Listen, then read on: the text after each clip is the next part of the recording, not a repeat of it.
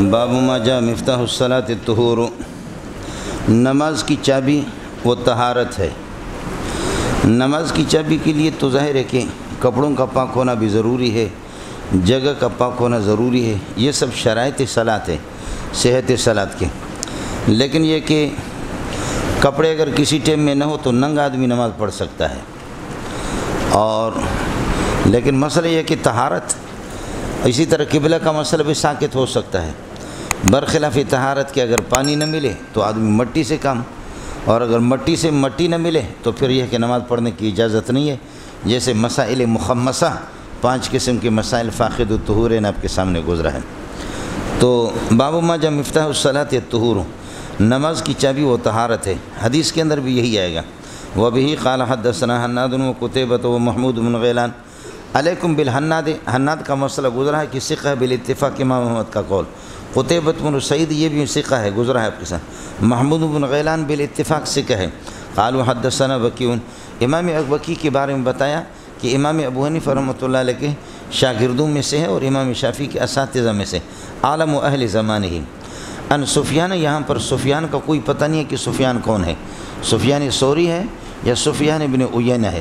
تو بعضی کتابوں میں مروی ہے کہ یہاں پر جیسے یہ کہ طبرانی کی معجم الاوسط کے اندر ہے، یہاں سفیان سے سفیان ثوری مراد ہے۔ دونوں کے اساتذہ بھی تقریباً ایک ہے، اور دونوں کے شاگرد بھی آپس میں مشترک ہے، اس لیے ان میں فرق کرنا یہ ہے کہ مشکل ہے۔ اور دونوں کے دونوں صحیح قول کے مطابق میں نے آپ سے عرض کیا تھا بخاری میں، دونوں تبع تابعی ہے، سفیان ثوری سفیان بن عیینہ۔ لیکن آپ کو یاد رہے کہ غیر مقلدین زیادہ تر ہمیں کاٹتے ہیں سفیان بن عیینہ سے۔ سفیان بن عیینہ کی روایت بخاری میں بھی بہت ہے، ما جلالت شانی، باوجود جلالت شان کی یدلس، وہ تدلیس کرتا رہتا ہے۔ حافظ بن حجر رحمۃ اللہ علیہ کا مستقل رسالہ ہے بخاری کی مدلسین پر، جو تدلیس کرتے ہیں ان میں سفیان بن عیینہ بھی ہے۔ سفیان ثوری میں نے آپ سے عرض کیا کہ وہ حنفی ہے، وہ 95 مسائل میں ابو حنیفہ کے ساتھ ہے، بعضی مسائل میں انہوں نے امام ابو حنیفہ سے اختلاف کیا ہے جو ترمذی میں آپ کے سامنے آئیں گے۔ خلاصہ یہ نکلا قالوا حدثنا وکیع عن سفیان، یہاں سفیان سے سفیان ثوری مراد ہے۔ عام طور پر حدیث کے اندر، اسانید حدیث کے اندر سفیان بن عیینہ مراد ہوتا ہے، یہاں پر سفیان ثوری مراد ہے۔ اور سفیان ثوری یہ ملتقى سندین ہے، دوسری ایک سند ہے تحویلی ہے، یہاں پر ہاں وبہ قال حدثنا محمد بن بشار، یہاں پر تحویلی اپنے حاشیے کے اندر لکھ لو، حدثنا حناد وقتیبۃ ومحمود بن غیلان قالوا حدثنا وکیع عن سفیان ہاں وبہ قال حدثنا محمد بن بشار۔ یہ محمد بن بشار وہ ہے جس کو بندار کہا جاتا ہے، بالاتفاق لقب اس کا بندار ہے، یہ ثقہ ہے۔ حدثنا محمد بن بشار قال حدثنا عبد الرحمن بن مہدی، عبد الرحمن سے عبد الرحمن بن مہدی مراد ہے۔ امام شافعی رحمۃ اللہ علیہ فرماتے خدا کی قسم میری نگاہوں نے عبد الرحمن بن مہدی جیسا انسان دیکھا نہیں، اللہ سب کو بنا دے۔ قال حدثنا عبد الرحمن مہدی قال حدثنا سفیان، یہ ملتقى سندین تحویلی آ گیا۔ خلاصہ یہ نکلا کہ اللہ دونوں سندیں سفیان ثوری پر آ کر کے جمع ہو جاتی ہے، اور تحویل السند کا مسئلہ آپ کو بتا چکا ہوں، الحائل یا تحویل یا صح ما بعدہ کما صح ما قبلہ، 2-3 سال پرانی بات ہے، آپ حضرات کو یاد ہوں گے، سمجھ میں ہے کہ نہیں، یعنی 2 دن کی بات ہے۔ قال حدثنا عبد الرحمن مہدی قال حدثنا سفیان عن عبداللہ بن محمد بن عقیل، عبداللہ بن محمد بن عقیل۔ مولانا 3 جگہوں پر عقیل پڑھا جائے گا، باقی یہ کہ اللہ آپ کا بھلا کریے کہ عقیل ہے، بنو عقیل اور یحییٰ بن عقیل، ہاں ملنگو بنو عقیل اور یحییٰ بن عقیل، اور یہ ہے کہ عقیل بن خالد، یہ 3 مقامات پر تصغیر کے ساتھ مصغر پڑھیں گے، اس کے علاوہ تمام مقامات پر یہ کہ عقیل پڑھیں گے۔ پھر سے عرض کر رہا ہوں، بنو عقیل اور یحییٰ بن عقیل، بنو عقیل اور یحییٰ بن عقیل اور عقیل ابن خالد، جو کہ آج ہی بخاری میں آپ کے سامنے گزرا تھا۔ تو یہ 3 حضرات اللہ آپ کا بھلا کریے ہے کہ ان کو مصغر پڑھا جائے گا، اس کے علاوہ جتنے بھی ہیں وہ مکبر ہے، یہاں پر عقیل ہے، عقیل نہیں ہے۔ قال حدثنا عبد الرحمن قال حدثنا سفیان عن عبداللہ بن محمد بن عقیل، عبداللہ بن محمد بن عقیل عن محمد بن الحنفیۃ، یہ محمد بن حنفیہ سے نقل کر رہا ہے۔ یہ بنو حنیفہ کی لونڈی تھی، بہت بیدار دماغ قسم کی لونڈی تھی، اور حضرت ابو بکر کے دور خلافت میں جہاد ہوا بنو حنیفہ والوں کے ساتھ، تو یہ لونڈی ہاتھ آ گئی مال غنیمت میں، اور حضرت علی رضی اللہ تعالیٰ عنہ کو حضرت ابو بکر نے دیا۔ ظاہر ہے کہ صحیح لونڈی اس وقت غنیمت کے طور پر ہوں گے جب کہ جہاد صحیح ہوگا، جہاد اس وقت صحیح ہوگا جب کہ خلیفہ صحیح ہوگا، خلیفہ صحیح اس وقت ہوگا جب کہ مسلمان ہوگا۔ معلوم یہ ہو گیا کہ ابو بکر پکا مسلمان بھی تھا، خلیفۃ رسول اللہ بھی تھا، خلیفہ بلا فصل بھی تھا، اور آپ کی نگرانی میں جو جہاد ہوا وہ جہاد بھی صحیح، اور اس جہاد کے نتیجے میں ثمرے میں پھل میں جو لونڈیاں اور غلام اور مال ہاتھ آگے وہ بھی ٹھیک ہے، اس لیے علی کو جو اس نے گفٹ کر کے دیا یہ بھی ٹھیک ہے۔ جب یہ صحیح لونڈی ہے تو علی کا اس کے ساتھ ہم بستری بھی صحیح ہے، علی کا ہم بستری صحیح ہے تو علی کا بیٹا محمد یہ بھی صحیح ثابت النسب ہوگا، اور اگر یہ کہ ابو بکر مرتد ہے تو پھر جہاد بھی مرتد کے ماتحت وہ ٹھیک نہیں ہے، اور جہاد جب ٹھیک نہیں ہے تو یہ جو خواتین کو اس طرح لیا گیا ہے یہ غنیمت بھی ٹھیک نہیں ہے، غنیمت ٹھیک نہیں ہے تو علی کا اس کے ساتھ ہم بستری کرنا یہ زنا ہوگا، زنا سے جو بچہ ثابت ہوتا ہے وہ حرامی النسب ہوتا ہے، ولد الزنا ہوتا ہے، لہذا محمد بن الحنفیہ جو علی کا بیٹا ہے یہ اللہ کا بھلا کرے پھر ثابت النسب نہیں ہوگا، یہ حرامی ہوگا علیہ باللہ۔ اور جب کہ شیعوں کا یہ الہ اصغر ہے، شیعوں کا الہ اکبر علی ہے اور الہ اصغر محمد ابن الحنفی ہے، یعنی محمد ابن علی ہے، لیکن اللہ آپ کا بھلا کرے ماں کی خاندان کی طرف نسبت کر دی اس کو محمد ابن حنفی ہے۔ آپ کو مسئلہ سمجھ میں آ گیا؟ نتیجہ یہ نکلا کہ ابو بکر کو مرتد کہنے والے بھی مرتد ہے، اور ابو بکر کی خلافت کا انکار کرنے والے بھی مرتد ہے، اور ابو بکر کے تحت جو جہاد ہے اس جہاد کا انکار کرنے والے بھی مرتد ہے، اور علی کو زانی کہنے والے بھی مرتد ہے، اور اپنے الہ اصغر کو حرامی کہنے والے بھی خود حرامی ابن حرامی ہے۔ پتہ نہیں ہمارے ساتھی ان کو مسلمان ثابت کرنے کی کوشش کی، چھلنی کی سوراخ بہت ہوتے، تم کس سوراخ پر ہاتھ رکھو گے؟ سمجھتے ہیں؟ تحریف قرآن کے قائل اور قذف عائشہ کے قائل، ارتداد صحابہ کے قائل، بدا کے قائل، ان کے اتنے سوراخ زیادہ ہے، شین و یا عین و ہا کے، بولو شین و یا عین و ہا کے اتنے سوراخ زیادہ ہے کہ اس پر ہاتھ رکھنے کی اللہ آپ کا بھلا کرے کوئی گنجائش نہیں ہے۔ سمجھ رہی ہے کہ نہیں؟ ایک سوراخ ہو تو اس پر آدمی ہاتھ رکھے پانی بند کرے، لیکن ہر جگہ سے سوراخ ہو تو ہمارے یہ جو لیڈر حضرات پتہ نہیں کہ کس سوراخ پر ہاتھ رکھیں گے ان کے ووٹ حاصل کرنے کے لیے ان کو مسلمان کہتے ہوئے۔ آپ کو مسئلہ سمجھ میں آ گیا؟ ایک مسئلہ اور بھی سمجھ لینا، کسی فاسق و فاجر مسلمان کو کافر کہنا خدا کے ہاں بہت بڑا جرم ہے، لیکن کسی کافر کو کھینچ کر کے مسلمان بنانے والا وہ بھی خود کبھی کافر بنتا ہے۔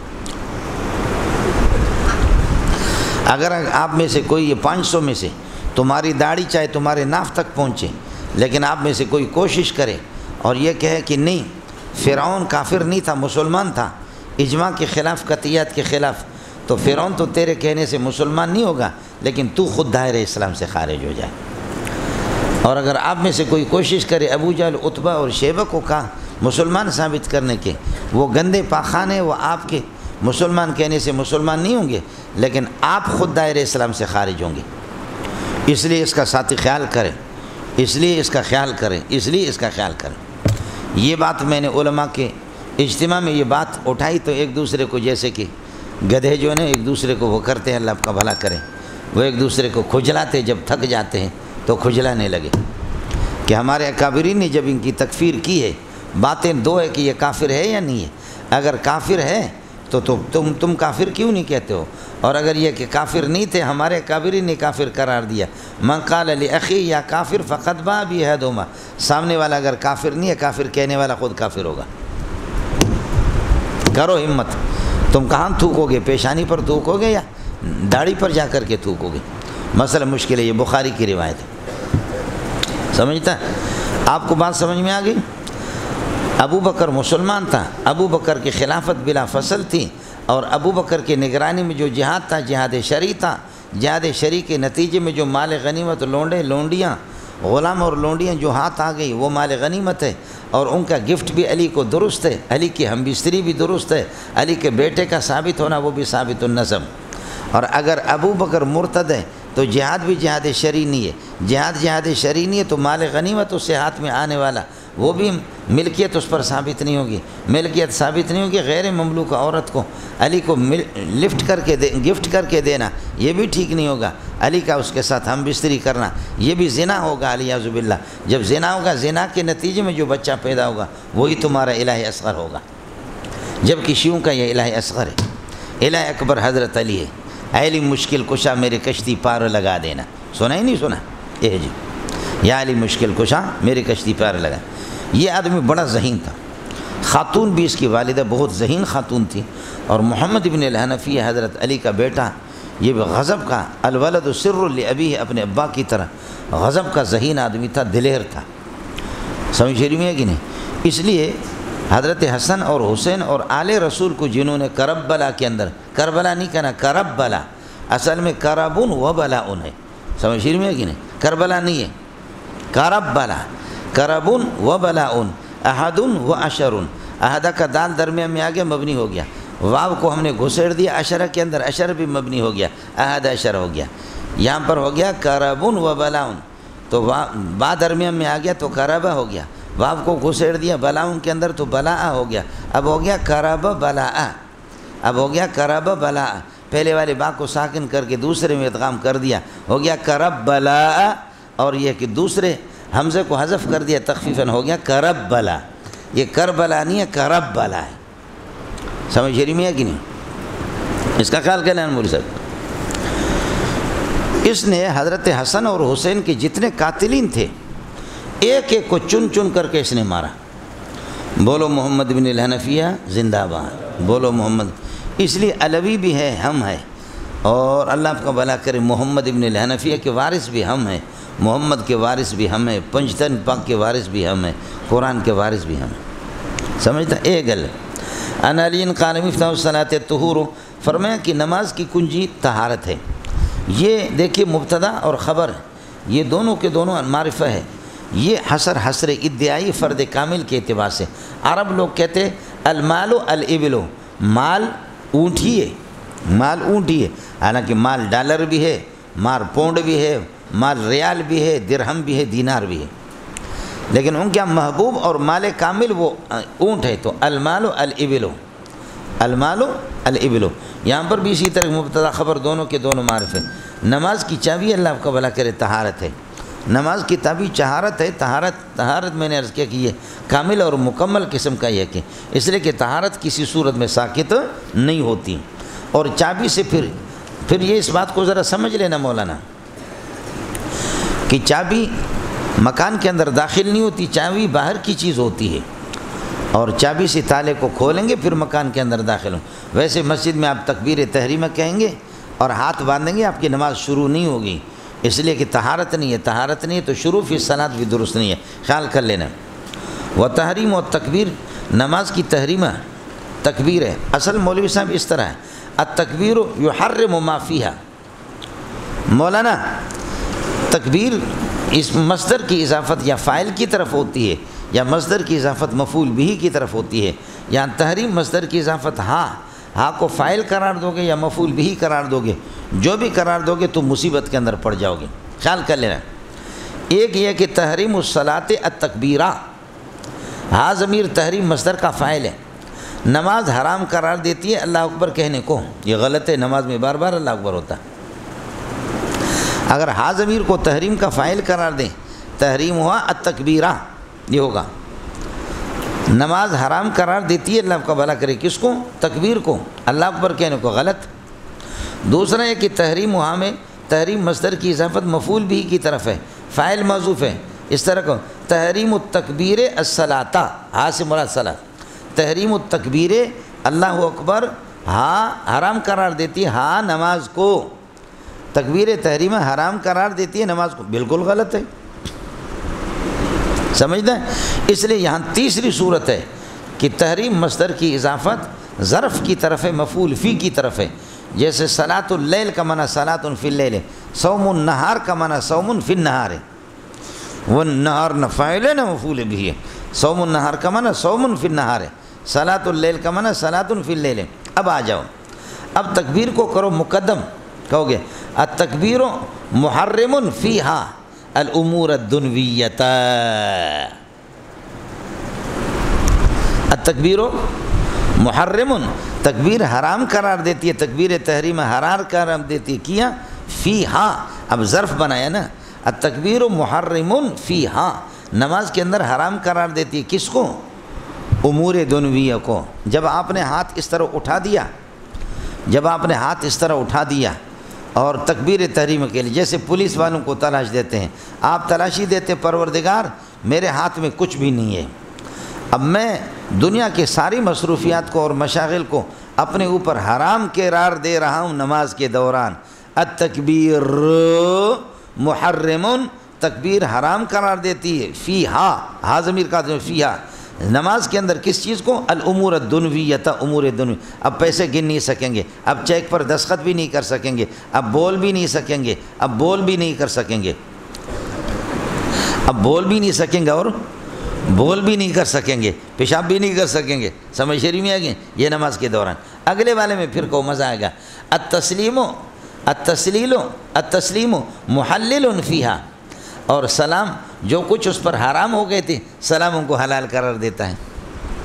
التسلیم محلل فیہا الامور المحرمۃ، امور محرمہ کو سلام حلال قرار دیتی۔ جب سلام کہہ دیا تو سلام نے نماز کو ختم کر دیا، اس کے بعد لو ہم نے تجھے دل دیا ہے کیا یاد کرو گے، یہ بھی کہہ سکتے آپ، سمجھ شریف میں ہے کہ نہیں؟ اس کے بعد آپ یہ بھی کہہ سکتے سنگالے سڑے جوڑے طبیعتوں نہ خد ہے، بالکل کہہ سکتے ہیں۔ تکبیر تحریمہ نے امور دنیویہ کو حرام قرار دیا نماز کے دوران، سلام نے نماز کو ختم کر کے ان کو حلال قرار دیا۔ دوبارہ آپ انسان کے بچے ہیں یا کیا ہے؟ کچھ پلا پڑا نہیں پڑا، اس لیے خیال کر دینا وہ جو عام قانون ہے کہ مصدر کی اضافت فاعل کی طرف ہوتی ہے یا مفعول بھی کی طرف، دلتدانشتہ، یہاں پر مسئلہ تیسری صورت ہے، بولو یہاں اضافت المصدر الى الظرف ہے، الى اضافت المصدر الى المفعول فی، مفعول فی کا معنی سمجھے؟ التکبیر محرم فیہا، محرم فیہا الامور الدنیویہ، امور دنیویہ کو تکبیر تحریمہ حرام قرار دے گی، اس لیے تکبیر تحریمہ کہہ کر کے کہتے پروردگار گواہ رہو جو کچھ دنیا کی ساری چیزیں مجھ پر حرام ہوگی، یعنی چونکہ چنانچہ دراصل میں یوں اس طریقے پر والد صاحب فرماتے تھے۔ ارے ہون سمجھ میں آیا نہیں ہے؟ آڑے چھوکرا اس کو سمجھا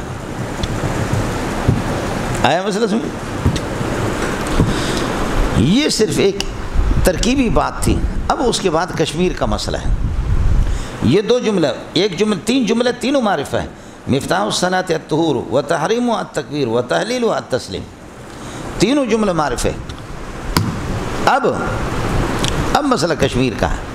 پہلے یہ ہے کہ تکبیر تحریمہ یہ داخل فی الصلاۃ ہے، رکن صلاۃ ہے، ماہیت صلاۃ میں داخل ہے، یا شرط صلاۃ ہے، خارج یعنی صلاۃ واجب ہے۔ امام ابو حنیفہ فرماتے ہیں اور صاحبین، امام ابو حنیفہ اور صاحبین فرماتے ہیں کہ تکبیر تحریمہ یہ شرط صلاۃ ہے، اور شرط الشیء خارج عن المشروط ہے، نماز سے خارج ہے، اور شرط الشیء یغایر المشروط، شرط مشروط کے مغایر ہوتا ہے، تو اس لیے اس کا درجہ واجب کا ہے۔ تکبیر تحریمہ کا وہ درجہ واجب کا ہے، یہ رکن صلاۃ داخل فی صلاۃ ماہیت صلاۃ میں داخل نہیں ہے، یہ فرض نہیں ہے۔ ہو گیا؟ امام ابو حنیفہ اور صاحبین۔ ائمہ ثلاثہ فرماتے ہیں تکبیر تحریمہ یہ رکن صلاۃ ہے اور فرض صلاۃ ہے۔ مولانا رکن فرض حقیقت ماہیت ایک ہی چیز ہے، منطقی کہتے ہیں حقیقت و ماہیت، حقیقت شے ماہیت شے میں بھی شے ہو پڑھا نہیں پڑھا، شرکات کا مغالہ کیا ہے، ہاں دینا پتر، حقیقت شے ماہیت شے ماں بھی شے ہو کتے کی طرح ہو کرتے رہے۔ ارے کچھ بولا پڑا، شے کی حقیقت و ماہیت وہ ہے کہ شے کو شیئیت حاصل ہے۔ آپ اگر بے سے ایجاب اور قبول کو نکالیں گے جو اس کے ارکان ہیں تو اس کو بے کوئی کو کیا کہے گا، وہ بے نہیں ہوگی، وہ کوئی پھر پٹھانوں کا کوئی اور کھیل بن جائے گا۔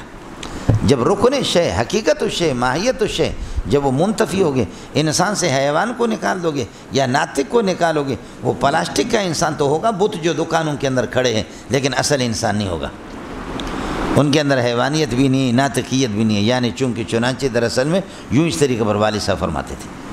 ارے ہون سمجھ میں آیا نہیں ہے؟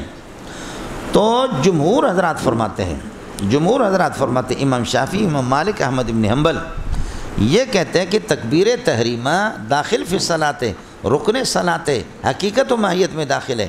امام ابو حنیفہ فرماتے ہیں شرط ہے، مشروط سے خارج، مشروط نماز ہے، اور اس کا درجہ وجوب کا ہے، فرض کا نہیں ہے۔ یہ چھوٹا سا ایک اختلاف ہے۔ اس اختلاف میں ائمہ ثلاثہ کے پاس اور دلیل نہیں ہے سوائے اس کے۔ ائمہ ثلاثہ کہتے ہیں شرائطها آیا ہے۔ کیا مزہ آیا؟ بولو، ہو ضمیر کا مرجع تکبیر تحریم ہے۔ شرائطها آپ بھی دیکھیں کہ نماز کی جو شرائط ہے تکبیر تحریمہ کے لیے بھی، نماز کے لیے طہارت ضروری ہے، قبلے کی طرف رخ کا ہونا ضروری ہے، کپڑوں کا ہونا ضروری ہے، وہ سارے تکبیر تحریمہ میں بھی ہے۔ تو شرائطها نماز کی شرائط، شرائطہ تکبیر تحریمہ کی شرائط ہے، وہ شرائطہ اور تکبیر تحریمہ کی شرائط شرائطها نماز کی شرائط ہے۔ من تو شدم تو من شدی، من تن شدم تو جان شدی، بعد ازیں کس نہ کوئی منظور دیگر ہے تو دیگر ہے۔ اس لیے بے ذوق آدمی کو اٹھ کر کے سیدھا بازار جانا چاہیے اور امت اخبار لے لے، یا جنگ اخبار کی مولانا فضل الرحمان نے کیا فرمایا، یا علامہ اورنگزیب فاروقی نے یا کیا کہا، یا افریقہ سے ایک جماعت آئی تھی اللہ کی عجیب نصرت بیان کر رہے تھے۔ جو بے ذوق ہو بدبخت اٹھے، میرے طرف سے اجازت ہے۔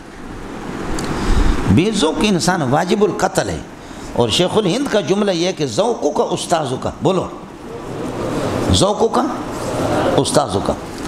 اب بعض لوگوں نے سبع عشرہ کی قرات پڑھی ہے، آواز بھی نہیں ہے، ذوق بھی نہیں ہے، سبع عشرہ پڑھا ہے لیکن نہ تلاوت میں مزہ ہے نہ کچھ پتہ ہے۔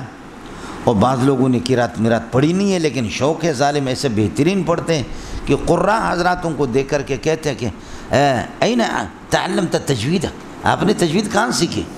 میں مصر میں۔ ارے بابا مصر کچھ بھی نہیں ہے، ادھر ہی۔ کہتے ہیں کہ نہیں بخدا آپ تو قاری ہے۔ بعض لوگ اس طرح بھی ہوتے ہیں کہ انہوں نے باقاعدہ تجوید نہیں پڑھی اور بعض لوگوں نے پڑھی ہے کہ برا حال۔ تو چیز اصل ذوق کا ہے۔ بعض لوگ فن تقریر سیکھتے ہیں لیکن سیکھ نہیں پاتے، اور بعض لوگ بغیر سیکھے سیکھتے ہیں، یعنی ان کا ذوق ہے، توجہ ہے۔ کشمیری ماں کے پیٹ سے پیدا ہوگا، خطیب پیدا ہوگا۔ پنجاب کا کوئی بندہ ہے جو خطیب نہ ہو؟ تم مجھے بتاؤ۔ کتاب چاہے اس کو آئے یا نہیں، پنجاب کا ہر بندہ ماں کے پیٹ سے خطیب ہوتا ہے، ہندوستانی بھی خطیب ہوتا ہے۔ اب بروئی بلوچ جتنی بھی کوشش کرے، ایڑی چوٹی کی زور لگائے، وہ محروم الفصاحت ماں کے پیٹ سے پیدا ہو گئے۔ بولو، بلوچ اور پٹھان، میں خیبر پختون کے پٹھانوں کی بات نہیں کر رہا، غضب کے، ان کے ماشاءاللہ اردو ہوتی ہے، سمجھے۔ خیبر پختون میں بعض یا کوڑا خٹک والے اساتذہ، ان میں بعض مصنفین مؤلفین، یہ ایبٹ آباد، ہری پور، حویلیاں، یہ دیکھیں نا آپ، یہ دیکھو، اس کو کھڑا کرو، اس کی ہڈیوں پر گوشت ہے؟ نہیں ہے نا۔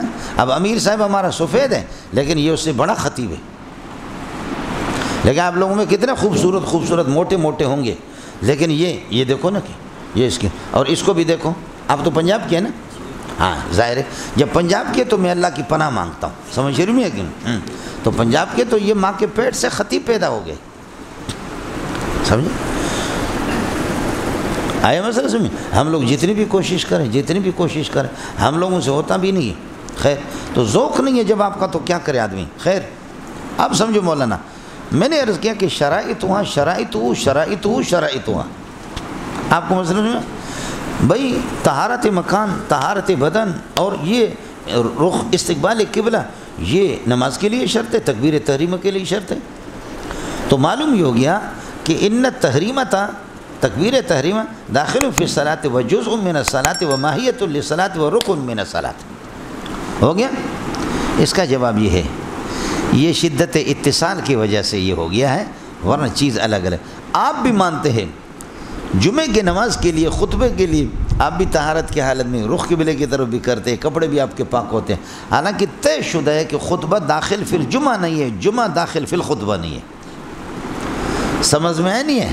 وہ شدت اتصال کی وجہ سے شرائط الجمعہ تے شرائط الخطبہ، شرائط الخطبہ شرائط الجمعہ بن گیا، وہ شدت اتصال دلتا ہم دغا دیکھا نا۔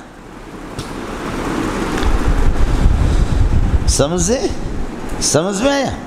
پھر امام ابو نے فرماتے وذکر اسم ربی فصلی، ذکر سے تکبیر تحریم مراد ہے، تاکید مال وصل کے لیے صلی اب نماز شروع ہو گئے، اور عطف مغایرت کا تقاضا کرتا ہے، ذکر سے تکبیر تحریم مراد ہے وہ الگ چیز ہے، صلی الگ چیز ہے، یہ عطف یقتضی المغایرت ہے، اور رکنیت میں رکن شے لا یغیر شے کا رکن اس کا مغایر نہیں ہوتا، یعنی چنانچہ دراصل میں میرے والد صاحب اس طرح فرماتے تھے۔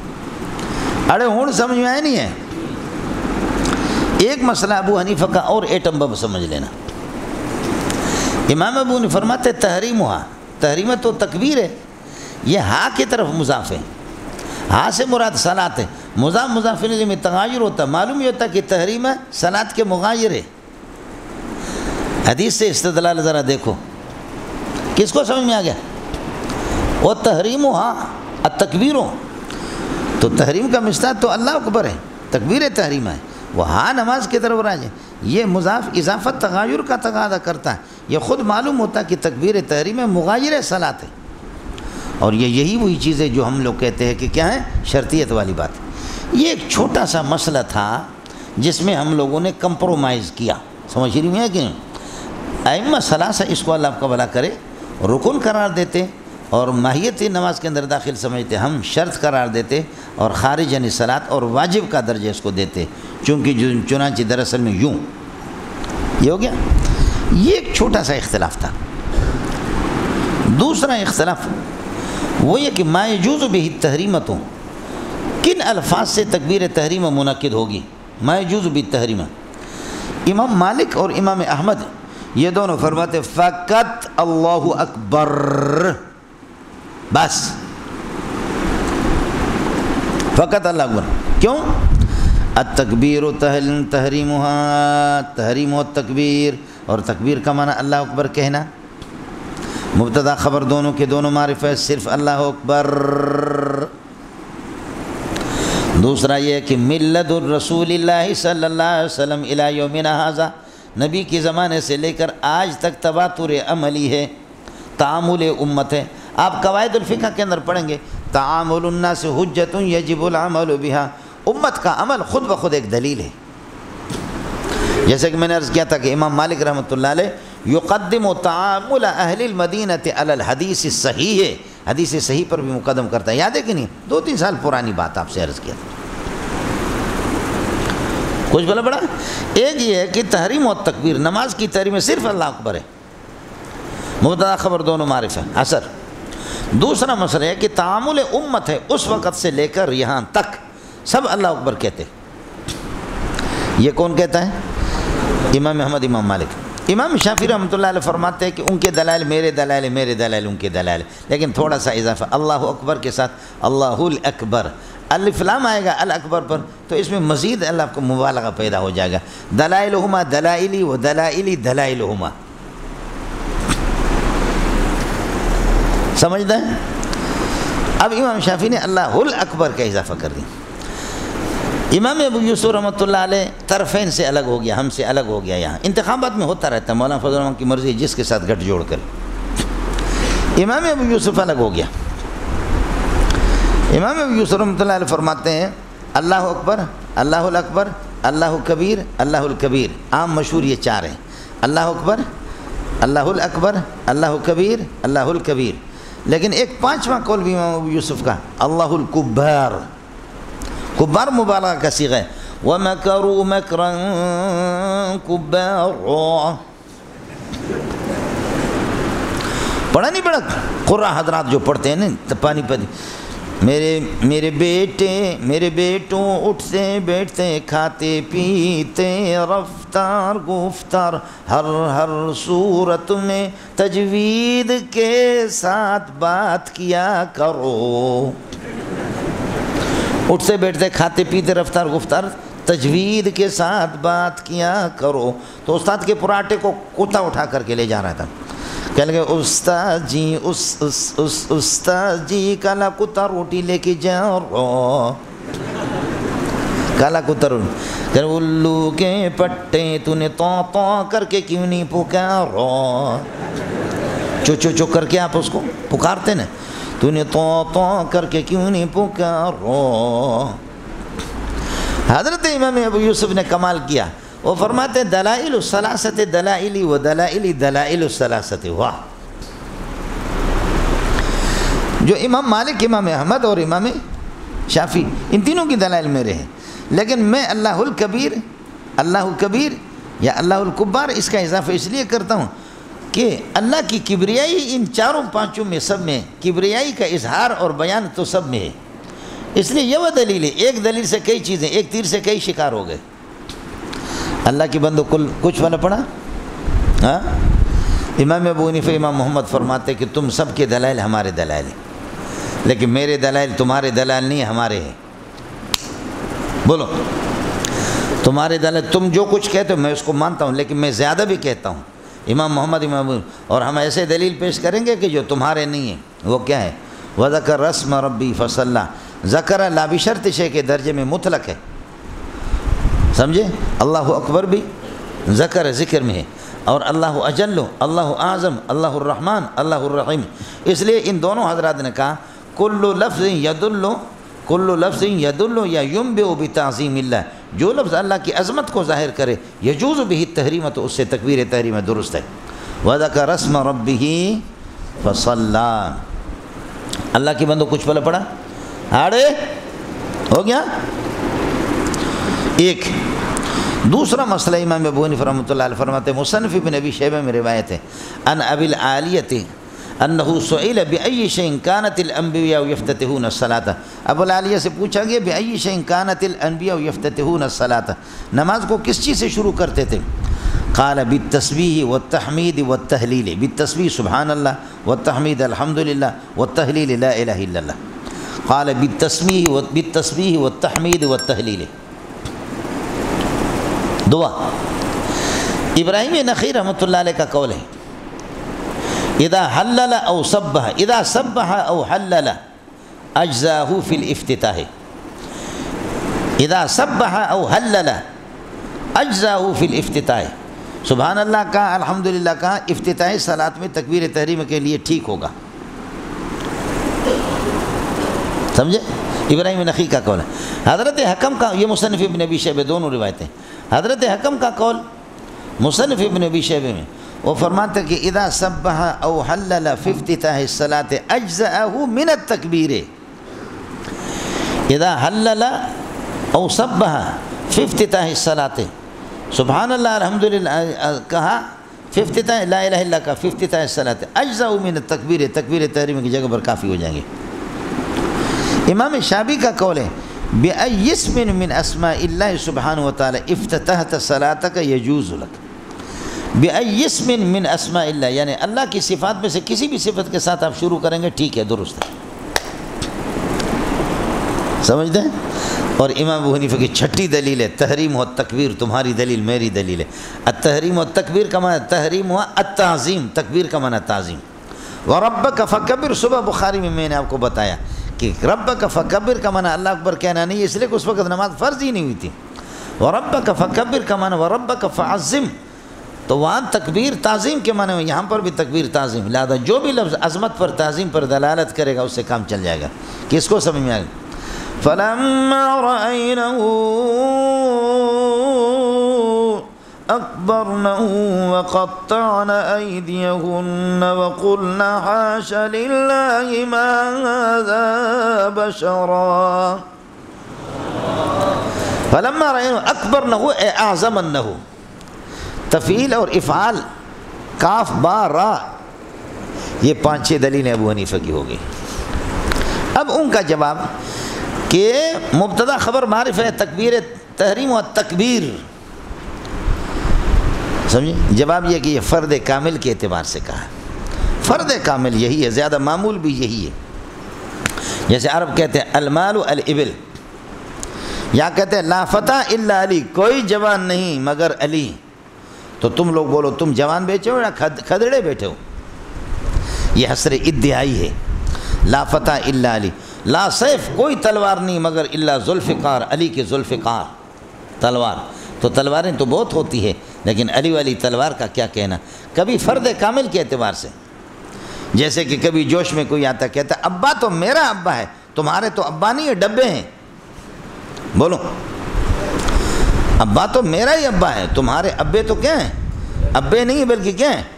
ڈبے ہیں۔ کامل کے اعتبار سے جیسے کوئی کہتا میرا ابا ہے، تم لوگوں کے ابے ڈبے ہیں، کبھی فرد کامل کے اعتبار سے اس طرح ہو۔ وَإِنَّ سَلَامَ الْمَجْدِ مِنْ آلِ ہاشمی بنو بیت مخزوم ووالدک العبد، والدک مبتدا خبر مبتدا معرفہ، العبد معرفہ، تمہارا ابا ہی غلام ہے، ایسا نہیں ہے، یعنی اصل ذلیل غلام تمہارا ابا ہے، کامل غلام تمہارا ابا۔ ایک مسئلہ دوسرا رہ گیا تعامل امت نبی کے زمانے سے لے کر کے آج تک، تو التعامل لا يدل علی الوجوب، تعامل وجوب کو مستلزم نہیں ہے۔ مسواک پر تعامل ہے، مسواک پر تعامل ہے، تواتر ہے، نہ ہو تو راوند والوں کو تم ٹرک بھر کر کے مسواک لے جاؤ، راوند میں نہ بکے مجھے بتا دینا، نہیں بکے گا، بکے گا۔ تو مسواک پر تعامل امت ہے، لیکن واجب تو نہیں ہے کوئی اس طرح، فرض تو نہیں ہے۔ آیا مسئلہ سمجھ؟ اگلے والے کو دیکھو، پھر بات آپ سے عرض کروں۔ وتحلیل والتسلیم، التسلیم محلل نافیہ، نماز کے اندر جو چیزیں حرام ہو گئی تھی امور دنیویہ، سلام کو حلال قرار دیتا ہے۔ ائمہ ثلاثہ کا کہنا یہ ہے کہ لفظ فرض السلام علیکم ورحمۃ اللہ، السلام علیکم ورحمۃ اللہ، یہ فرض ہے۔ آپ اردو سمجھتے ہیں؟ فرض یہی ہے، ائمہ ثلاثہ سمجھیں، ائمہ ثلاثہ کہتے ہیں کہ فرض صرف سلام ہے۔ حنفیہ کا مذہب ہے، آپ نے پڑھا خروج بسن ہی بسن المصلی، مصلی کسی بھی عمل سے تشہد پڑھنے کے بعد اٹھے بٹن بند کرے، تشہد پڑھنے کے بعد سلام نہیں پڑھا اٹھ کر کے کہتا ہے استغفر تدن تسکئی، تو تب بھی نماز پوری ہو گئی، اور تشہد پڑھنے کے بعد جا کر کے کسی بھینس کو دھکا دے دو نماز پوری ہو گئی، پڑھا نہیں پڑھا، خروج بسن المصلی۔ حنفیہ کا کہنا یہ ہے کہ سلام قاطع للصلاۃ، اس سے قانون کلی قطعیت کا نکلا، قاطع جو چیز، لہذا قاطع السلام بھی نماز کو ختم کرتا ہے، دھکا دینا بھی ختم کر دیتا ہے، یا نماز پڑھ کر کے ہوا نکالی ٹر فقط تمت صلاۃ، نماز پوری ہو گئی۔ آپ کو آیا مسئلہ؟ حنفیہ کے دلائل سنو۔ پہلی بات وہ کہتے ہیں، اچھا ائمہ ثلاثہ کی دلیل یہ تحلیل و تسلیم، مبتدا خبر معرف ہے، دوسرا وہ یہ تعامل امت ہے، سمجھے؟ السلام علیکم کہنے سے۔ حنفیہ کی دلیل یہ ہے کہ حضرت خلاد بن رافع مسیء فی الصلاۃ جس کو کہتے ہیں، سمجھے؟ اس کو نبی نے نماز سکھایا، لیکن اس میں سلام کا نبی نے ان سے نہیں کہا، ایک۔ دوسرا مسئلہ ابن مسعود کی روایت ہے، حضرت نے فرمایا اذا قلت هذا او فعلت هذا، یا قضے، فرماتے ہیں کہ فقط قضیت ما علیک، اذا قلت هذا او فعلت هذا فقط تمت صلاتک بھی ہے، فقط تمت صلاتک، فإن شئت ان تقوم فقم وإن شئت ان تقعد فقعد، جب تم نے تشہد پڑھ لیا تو فقط تمت صلاتک، تمت کا لفظ تمام استعمال ہوتا ہے اجزاء اصلی میں، نماز اجزاء اصلی پوری ہو گئے، یہ حضرت عبداللہ بن مسعود اذا قلت هذا وفعلت هذا فقط تمت صلاتک فإن شئت ان تقوم فقم وإن شئت ان تقعد فقعد۔ تیسری روایت ہے مولانا حضرت عبداللہ بن عمرو بن العاص کی روایت ہے، اذا رفع المصلی رأسه من آخر سجدۃ یا من آخر صلاته وقضى تشہدہ ثم احدث فقط تمت صلاته فلا يعود بها، یہ تحاوی کی روایت ہے۔ اذا رفع المصلی رأسه من آخر سجدۃ، آخر سجدے سے آخری رکعت میں سر اٹھایا، وقضى تشہدہ، تشہد پوری کر لی، ثم احدث، پھر بے وضو ہو گیا، فقط تمت صلاته، نماز پوری ہوگی، فلا يعود بها بتلك الصلاة، اس نماز کو دہرانے کی ضرورت نہیں۔ یہ حنفیہ کا مسئلہ، سمجھے؟ حنفی ان روایت سے استدلال کرتے ہیں۔ آپ کا جواب یہ ہے یہاں پر مبتدا خبر سلام اس کا فرد کامل ہے، اس کو واجب ہم بھی کہتے ہیں، اور مثلا یہ مبتدا خبر کے معرف ہیں، حسر ادعائی فرد کامل کہتے ہیں، تعامل وجوب پر فرضیت پر دلالت نہیں کرتا، سمجھا؟ اور ایک یہ ہے کہ یہ روایات خبر واحد ہے، اخبار احاد سے فرضیت ثابت نہیں ہوتی، فرضیت کے لیے قطعیت چاہیے، اخبار احاد ظنی ہے، میں آپ کو بتا چکا ہوں، وَحُكْمُهُ أَنَّهُ لَا يُفِيدُ إِلَّا الظَّنَّ، یاد ہے کہ نہیں؟ یہ ہو گیا مسئلہ میرے بھائی جان، آپ کے تینوں جملوں کا دلائل ہو گیا، ان کا جواب بھی ہم نے دے دیا۔ اب چوتھی بات ہے، ہمیں اللہ کے پاس جانا ہے۔ آپ کی بنور ٹاؤن دارالعلوم فاروقیہ جامع صدیقیہ میں فتویٰ آ جائے کہ ہمارے امام صاحب نے اللہ اکبر سے نماز شروع نہیں کیا، بلکہ جب اقامت ہو گئی، اقامت کے بعد اللہ اجل، اللہ اعظم، اللہ الرحمن، تو کیا نماز ہو جائے گی؟ آپ میری بات سمجھے نہیں سمجھے؟ تو اتنا تم لوگوں نے زور لگایا سمجھے اپنے مذہب کو ثابت کرنے کے لیے۔ اور دوسرا استفتاء آ جائے کہ ہمارا تشہد امام صاحب نے پورا کر لیا، تشہد کے بعد امام صاحب نے بم چھوڑا تو حل تمت صلاتنا ام لا، ہماری نماز پوری ہوگی نہیں ہوگی؟ میں نے آپ کو بتایا کہ امام صاحب نے 2 رکعت پڑھا کر کے ہوا چھوڑ دی، تو اس نے سمجھا مقتدیوں نے نہیں سنا، پھر بھی 2 رکعت اور پڑھا دی، لیکن 1-2 مقتدیوں نے سنا تھا، قریب تھے۔ امام صاحب نے کوئی خاص چیز کھائی تھی، ہوا چھوڑ دی، اور اس نے سمجھا کسی نے سنا نہیں، اور جب نماز 2 رکعت اس نے بغیر وضو کے پھر بھی پڑھایا۔ مقتدی نے کہا حضرت ماشاءاللہ آپ کے کمال کو تسلیم کرتا ہوں، گاڑی پنچر ہونے کے بعد پھر بھی آپ نے منزل مقصود تک پہنچا دیا ٹائر پنچر ہو گئی پھر بھی آپ نے کیا کیا؟ منزل مقصود تک آپ نے پہنچا دی، بہت بڑی بات ہے۔ اب بتاؤ اگر کوئی ٹھس کرے تو کیا اس سے نماز اس کی ہو جائے گی؟ اس لیے یہ وہ ان 12 مسائل میں سے ہے امام صاحب کے، ہمارے بزرگ اس پہ صفحات کے صفحات کاغذات کا منہ کالا کرتے ہیں، لیکن ہم خود اس کے قائل نہیں ہیں، تو اس لیے امام صاحب نے ان مسائل سے اپنی وفات سے پہلے رجوع کیا تھا۔ امام صاحب نے ان مسائل سے کیا ہے؟ رجوع کیا تھا۔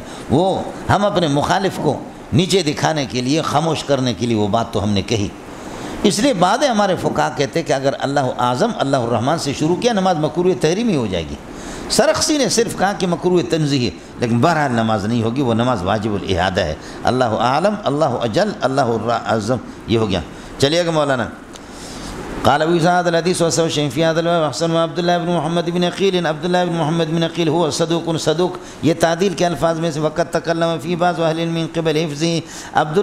عبداللہ بن محمد بن عقیل میں کچھ لوگوں نے حافظہ کے اعتبار سے کلام کیا۔ وسمعت محمد بن اسماعیل، میں نے اپنے استاد امام بخاری سے سنا، یقول کان احمد بن حنبل، امام احمد حنبل، اسحاق بن ابراہیم اور حمیدی یحتجون بحدیث عبداللہ بن محمد بن عقیل، جس حدیث کے اندر محمد بن عبداللہ کی اس سے استدلال کرتے تھے۔ قال محمد بن امام بخاری فرماتے وہ مقارب الحدیث ہے، محمد ابن عبداللہ ابن محمد بن عقیل مقارب الحدیث۔ مقارب الحدیث تعدیل کے الفاظ میں سے اصل یہ ہے، دیتا ہو کرا حدیثہ یقارب حدیث الآخرین، عبداللہ ابن محمد بن عقیل کی حدیثہ یقارب حدیث الآخرین فحدیثہ مقارب وحدیث الآخرین مقارب۔ دوسرا الفاظ کہو، حدیث الآخرین یقارب حدیثہ فحدیث الآخرین مقارب وحدیثہ مقارب۔ کس کو سمجھ میں آ گیا؟ ہو گیا؟ یہ مقارب الحدیث ہے الفاظ تعدیل میں سے۔ میں نے عرض کیا کہ حدیث، میں عبداللہ ابن محمد بن عقیل ہوں، سمجھے؟ فحدیثہ یقارب حدیث الآخرین، آپ لوگ دوسرے مشہور راوی ہیں، حدیثہ یقارب حدیث الآخرین فحدیث مقارب وحدیث الآخرین مقارب۔ اب ادھر سے آ جاؤ، حدیث الآخرین یقاربہ، اس کی حدیث کے مقارب، فحدیثکم مقارب وحدیثی مقارب۔ جیسے حافظوا علی الصلوات، تم نمازوں کی پابندی یہاں پر کرو، تم محافظ بن جاؤ، نماز تمہارے محافظ ہے، تم محافظ ہو، نماز تمہارے محافظ ہے، آخرت میں نمازیں تمہاری حفاظت کریں گے، نمازیں محافظ بن جائیں گے، تم محافظ بن جاؤ گے۔ ہون سمجھ میں آگے نہیں آ گیا؟ یہ اس لیے کہ مفعالت میں دونوں طرفیں ہوتی ہے۔ ہو گیا؟ وفی الباب عن جابر بن ابی سعید، یہ ہو گیا مولانا آپ کا سبق۔